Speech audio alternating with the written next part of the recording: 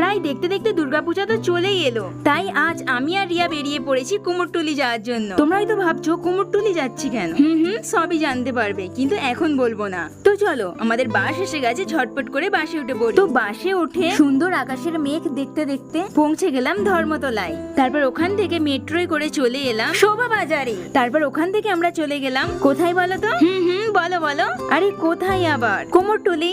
আমরা যে এতটা জার্নি করে এসেছি কিছু মনেই হচ্ছিল না, একটা অদ্ভুত শান্তি লাগছিল।